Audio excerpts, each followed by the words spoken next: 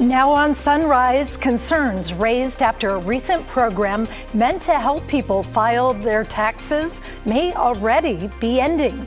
Plus, how the community came together to make a home livable once again for a local woman. Your news starts now.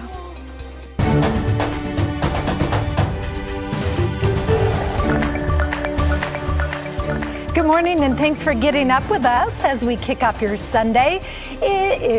I'm Libby Dowsett and Daisy Cavallaro. Is 6 o'clock and 40 seconds. 6 o'clock and 42, 45, 46, 47, 48 seconds. If your alarm is going off right now.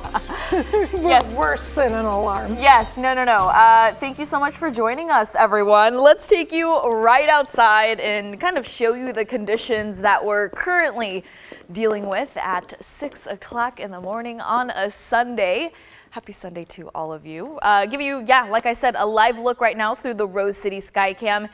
It is going to be a little bit more cloudy today than it was yesterday. Yesterday turned out to be such a beautiful day. We officially hit 68 degrees, so cloud coverage didn't allow us to get as warm as we were expecting to get, which was 70 degrees. But right now, whopping 46 degrees right now here in the Rose City, 35 over in Forest Grove, 37 for King City, 46 over into Troutdale, 42 for Boring, and 47 degrees down in Salem. So looking at the temperature change in the last 24 hours, a little bit cooler, of course, some pockets over in Scappoose, about 10 degrees cooler, 8 over in Vancouver, and 7 degrees cooler here in the Rose City this morning. So we are eventually going to start to warm up into the mid 50s by right about noon and the low 60s by 5 o'clock. We should be seeing a mixture of sun and clouds for the second half, but we are going to actually be a little mostly cloudy for today. I'll show you that 7-day forecast coming up.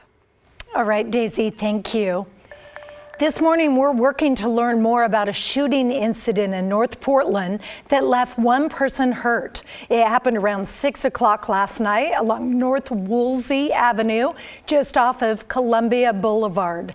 A neighbor told us she heard about 6 consecutive gunshots.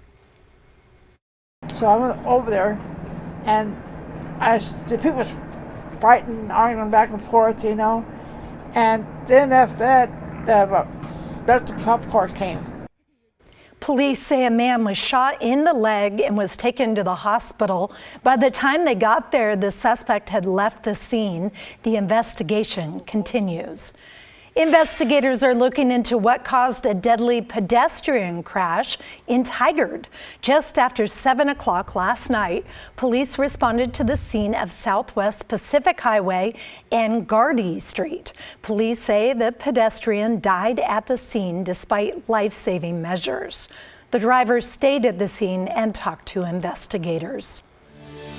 Tax season is over for most people, but there's new concern over what next year could bring. The Associated Press reported the Trump administration plans to end the IRS Direct File program. It is a free online tax filing program run by the government and recently launched in states including Oregon and Washington. According to the U.S. Government Accountability Office, about 140,000 people used it. A large portion of users were considered to be low-income households. $50 to $100 back in my pocket.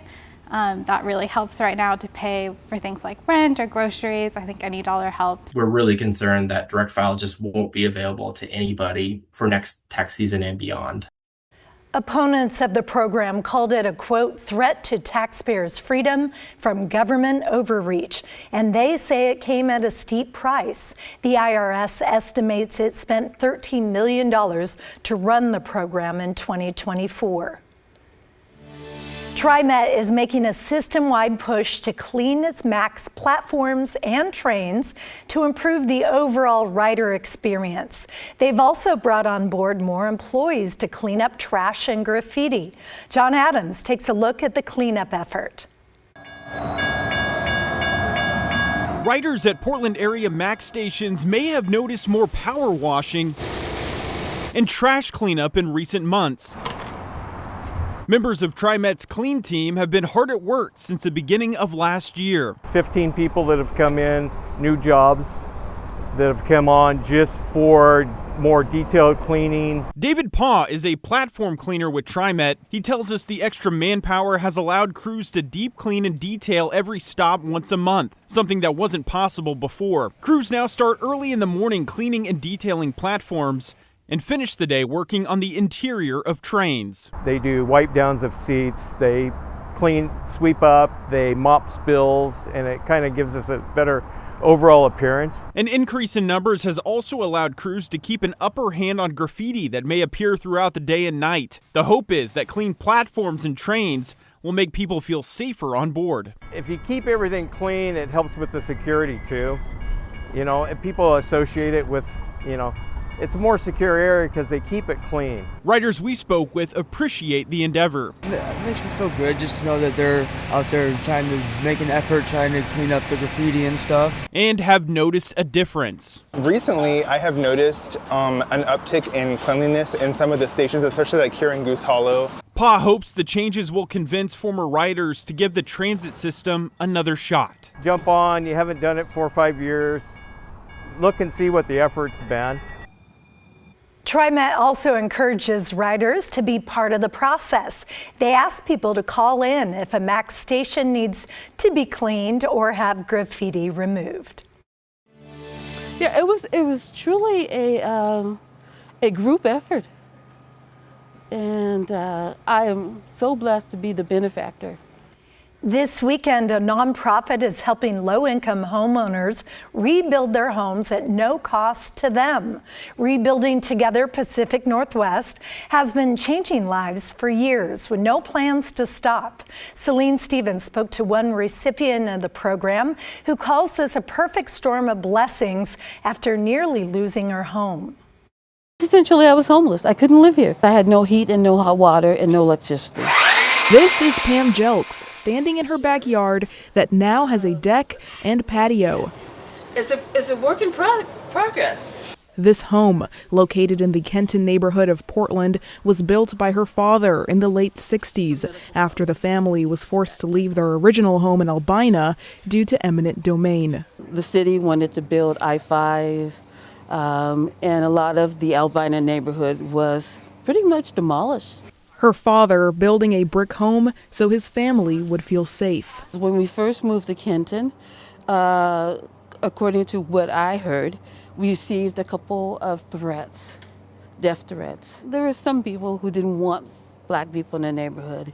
And so Dad said, well, I better use brick.